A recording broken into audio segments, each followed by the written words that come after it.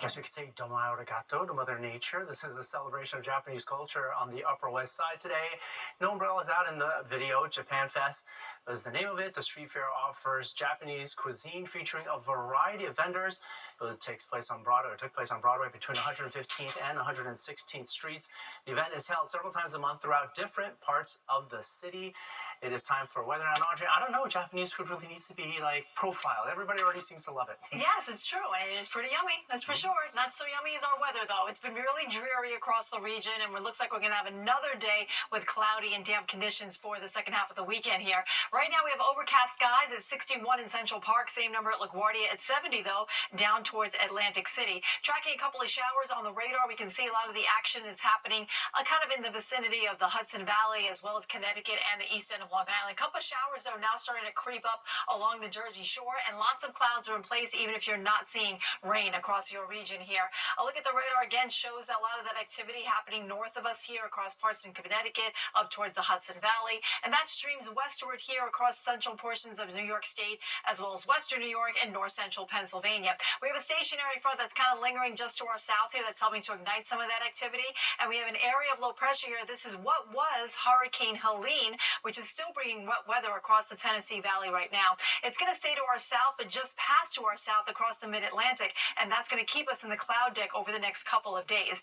Now, the National Hurricane Center has several areas of interest. One is down towards the Yucatan Peninsula, and we have a couple of areas around the Atlantic that do have some named storms that they're watching closely here. We have Tropical Storm Joyce way out in the Atlantic here. It's really not going to be a threat as it dissipates over the next couple of days or so. It's just going to meander out here in the Atlantic, and it won't affect any landmass areas. Then we also have Hurricane Isaac. It's actually in the northern Atlantic here. Here's New York State, and we can see the hurricane. It's a Category 2 storm out in the Atlantic here, and it's actually going to move in a north to northeast direction here, passing west of the Azore Islands here, and then also passing west of Ireland. Here we go. There's Dublin, and there's the Ireland, and also we have Iceland here that's also going to be watching this system. So it's kind of interesting for them because they're going to see upwards of wave heights increasing over the next couple of days, and they're anticipating heavy rainfall too in that part of the world. Actually, we're across the pond now, aren't we? Now with these named storms, we're bringing our total up to 10 for named storms in the hurricane season here in the Atlantic Basin. So we're getting closer to the average, which is about 14. So far, we've had 3 hurricanes, 1 major hurricane. A look at the future cast across our region. Lots of clouds in place tonight. We have a threat of an isolated shower, some patchy drizzle too, and we'll do it again for Sunday as well. Lots of clouds will be in place. We'll have a couple of spotty showers. It won't be a washout, but it's going to be damp and dreary, much like it was today. As we get into Monday, we'll start to see some peaks of sun coming through the cloud cover here from time to time, but we'll still have clouds winning out. There will be the chance of an isolated shower, especially in the afternoon on Monday, and then we'll do it again on Tuesday. Unfortunately, we still have that front in our vicinity, and that's going to keep us unsettled for the first half of the upcoming week here. So tonight we're dropping down into the 50s in the suburbs. We'll be at 62 here in the city. Tomorrow's highs a little bit below average yet again, mostly in the upper 60s. A lot of cloud cover, some patchy drizzle, and maybe an isolated shower.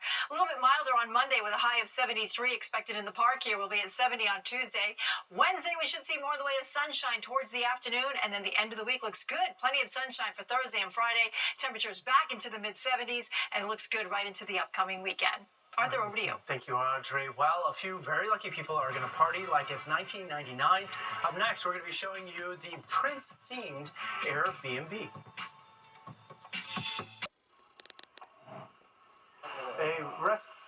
A rescue mission is underway to bring home 2 astronauts stuck on the International Space Station.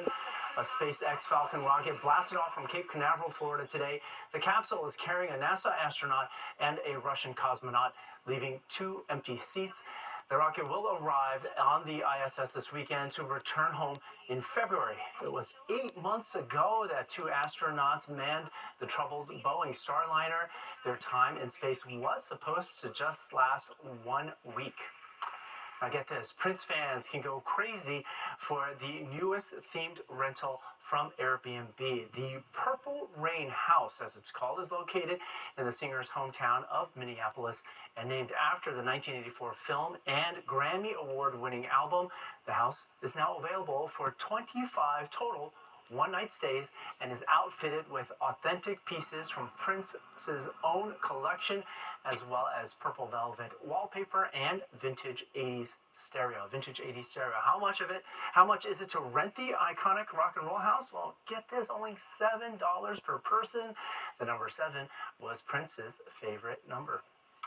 Okay, Jennifer Williams is here now with a look at what is coming up in sports. Hi, Jennifer. That's so cool. I'm offering a road trip. Now, Let's the go. Mets are hanging on by a thread in the National League wild card chase, battling the Braves and Diamondbacks for one of the final 2 NL wild card spots. The Masons in must-win territory as they took on the Brewers for Game 2 of their series in Milwaukee. I'll have that and much more coming up in sports.